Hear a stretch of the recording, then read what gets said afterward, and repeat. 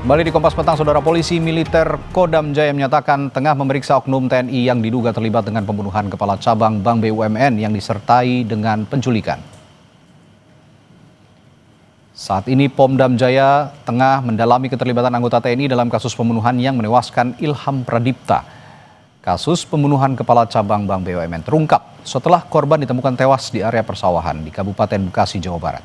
Sebelum korban ditemukan tewas, korban sempat menjadi korban penculikan.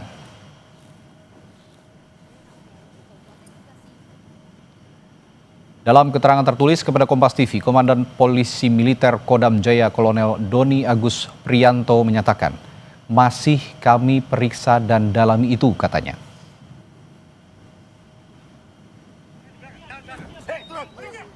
Terkait pembunuhan Kepala Cabang Bank BUMN, Cempaka Putih, polisi telah menetapkan 15 tersangka.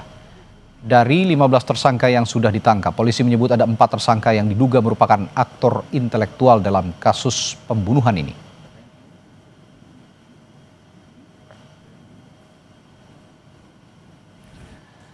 Soal dugaan keterlibatan oknum TNI di kasus pembunuhan Kepala Cabang Bank BUMN, kita akan bahas bersama psikolog forensik Reza Indragiri. Selamat sore, Pak Reza. Selamat sore, Assalamualaikum. Waalaikumsalam warahmatullahi wabarakatuh. Pak Reza, polisi kan sudah menetapkan 15 orang tersangka dan 4 diantaranya diduga sebagai aktor intelektual. Nah, sekarang muncul kembali diduga ada oknum anggota TNI yang terlibat dalam kasus pembunuhan Kepala Cabang Bank BUMN ini. Apakah ini bisa jadi anggota TNI ini malah yang menjadi aktor utamanya di balik kasus ini? Kita gunakan kata oknum ya, bukan anggota TNI tapi oknum anggota. Ya, oknum anggota TNI. Kemungkinan bisa saja, karena itulah dalam perbincangan di Kompas TV sekian waktu silam saya sudah mengatakan paling tidak ada sekitar 4 klaster yang perlu ditelisik oleh pihak kepolisian untuk memastikan siapa perannya apa. Sehingga kemudian tidak bisa tentukan pasal apa yang dikenakan kepada mereka, bentuk pertanggungjawabannya seperti apa. Nah, pada sisi lain saya sudah sempat berbincang dengan kuasa hukum 4 orang warga yang disebut-sebut melakukan penculikan atau penjemputan paksa terhadap korban. Dari apa yang kami perbincangkan, terus terang saya belum menangkap adanya indikasi atau tanda-tanda bahwa oknum tersebut berkedudukan sebagai orang yang mengotaki, orang yang mendalami, orang yang paling punya kepentingan bagi peristiwa ini. Bahwa ada oknum yang terlibat, tampaknya sulit untuk disangkal. Tapi sekali lagi, kita ingin menempatkan oknum ini pada klaster yang mana? Kalau kita berasumsi atau menduga-duga, berspekulasi, bahwa mereka merupakan aktor, merupakan dalang, merupakan paling berkepentingan, maka semestinya di kepala mereka harus bisa dicek ada tidaknya target, insentif, sumber daya, dan risiko sebagai 4 elemen yang harus mereka kalkulasi sebelum melancarkan peristiwa ini. Kalau 4 unsur itu tidak tersedia di kepala mereka, maka sekali lagi saya terus terang tidak begitu yakin juga bahwa oknum-oknum tersebut bisa ditempatkan pada klaster pertama, yaitu sebagai pihak yang menjadi dalang atau pihak yang mengotaki atau pihak yang paling berkepentingan bagi terjadinya peristiwa ini. Yang ingin saya tanyakan kemudian begini, Pak Reza, ciri-ciri biasanya psikologisnya umumnya dari oknum anggota militer seperti oknum anggota TNI misalnya yang terlibat dalam kejahatan kekerasan seperti penculikan, pembunuhan, berdasarkan pengalaman Anda dalam kasus serupa bagaimana? Lazimnya perilaku pelanggaran aturan organisasi yang berlangsung di organisasi berseragam, katakanlah demikian. Paling tidak ada 2 faktor yang dominan. Pertama, adanya kepentingan-kepentingan pribadi yang muncul dan bertentangan atau bertolak belakang dengan kepentingan organisasi. Dan kedua adalah kontrol yang lemah. Kontrol yang tidak kuat terhadap mereka-mereka yang sudah punya kepentingan pribadi yang bertentangan dengan kepentingan organisasi. Mungkin bisa diperluas juga. Kalau kita bayangkan bahwa peristiwa semacam ini artinya keterlibatan oknum itu berlangsung berulang dan tidak kunjung kemudian mendapatkan penindakan, baik itu misalnya sanksi etika atau sanksi pidana, maka patut bagi kita untuk menambahkan satu kemungkinan elemen lagi, satu kemungkinan faktor lagi, yaitu yang disediakan sebagai code of silence, kode senyap, bahwa sesama sejawat memang punya kecenderungan untuk menutup-nutupi kesalahan, bahkan kejahatan yang dilakukan oleh kolega mereka. Sekali lagi, ini sifatnya spekulatif, tetapi paling tidak 3 kemungkinan itu yang barangkali juga bisa menjelaskan kenapa lagi-lagi ada keterlibatan oknum dalam peristiwa pidana. Kepentingan pribadi, kontrol yang lemah, dan kecenderungan kolega untuk menutup-nutupi kejahatan atau kesalahan yang dilakukan oleh sesama mereka. Bagaimana dengan faktor psikologis dini seperti stres pasca trauma misalnya atau gangguan kepribadian atau sosial? Apakah ini juga ada pengaruhnya terhadap profiling seorang oknum anggota TNI yang terlibat dalam kasus kejahatan? Ada banyak teori atau perspektif yang bisa kita letakkan di atas meja untuk menjelaskan mengapa ada orang yang melakukan perbuatan jahat. Ada yang melakukannya dilatar belakangi oleh motif emosional, ada yang dilatar belakangi oleh motif instrumental, ada juga yang diakibatkan akibat adanya gangguan-gangguan atau ketidakstabilan dari sisi mental. Ada sangat banyak sekali teori tentang hal itu. Tetapi bagi saya pribadi, karena saya bukan orang psikologi klinis, saya adalah orang psikologi forensik, sesungguhnya saya ingin mencoba mengesampingkan segala macam diagnosis kah atau penjelasan-penjelasan spekulatif kah itu yang justru bisa menjadi celah hukum bagi pelaku pidana untuk lolos dari jerat hukum.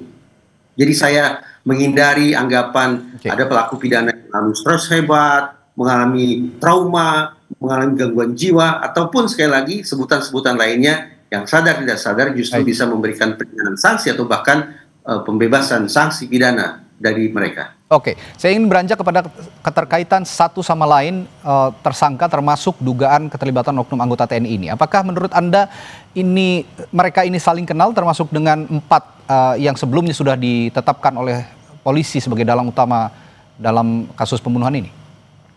Mengacu pada informasi yang saya peroleh langsung dari kuasa hukum mereka-mereka yang melakukan penculikan atau penjemputan paksa itu, dari orang-orang yang melakukan penculikan itu yang mengenal oknum tersebut hanya 1.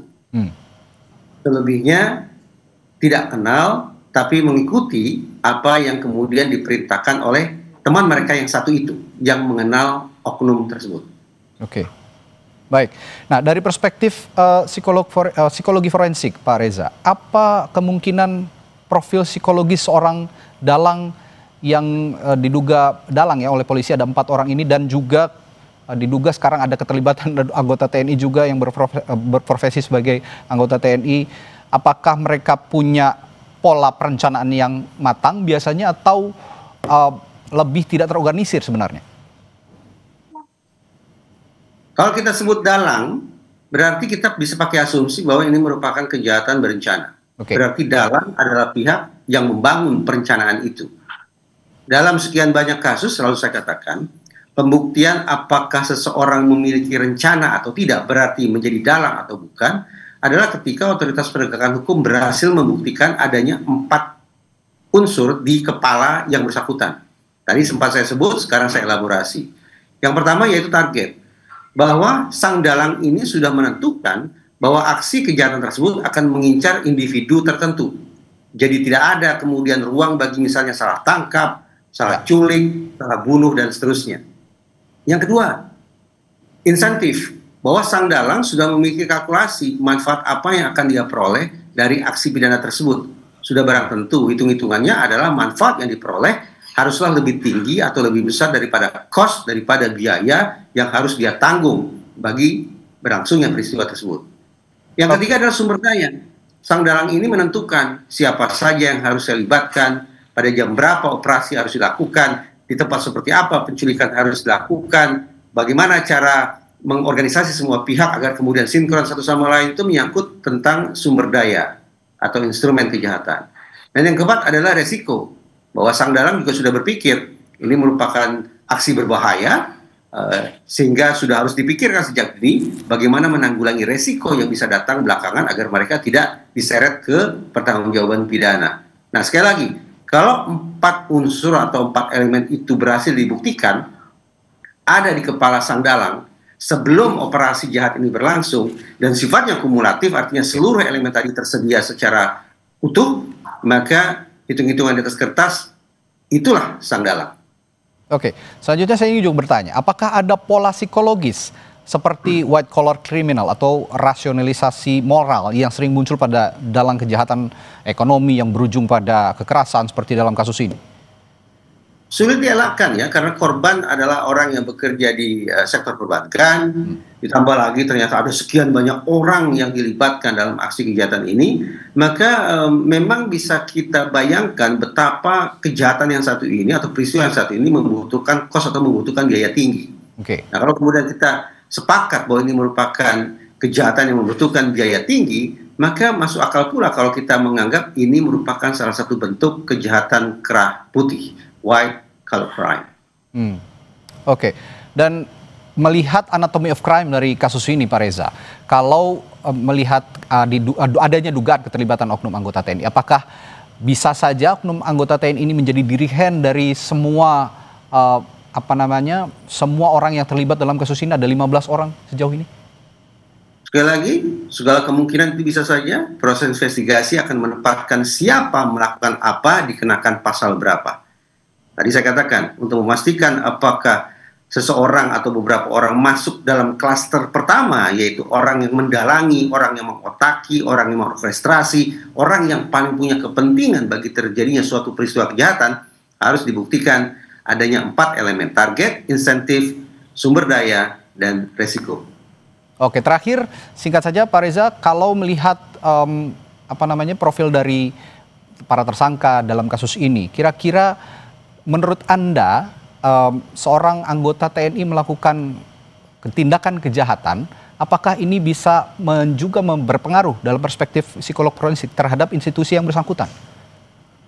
Ya, tentu saja bahwa kemudian masyarakat akan melakukan overgeneralisasi atau bahkan gross generalization, yaitu penarikan simpulan secara berlebihan bahwa apa yang dilakukan oleh oknum dianggap sebagai merupakan perbuatan organisasi. Menghakimi itu sangat-sangat biasa terjadi karena kecenderungan manusia memang menutup celah-celah dalam proses berpikir dengan cara misalnya salah satunya adalah overgeneralisasi seperti saya katakan tadi. Tapi saya terus terang ingin memberikan garis bawah bahwa saya yakin betul tidak mungkin ini dilakukan oleh organisasi.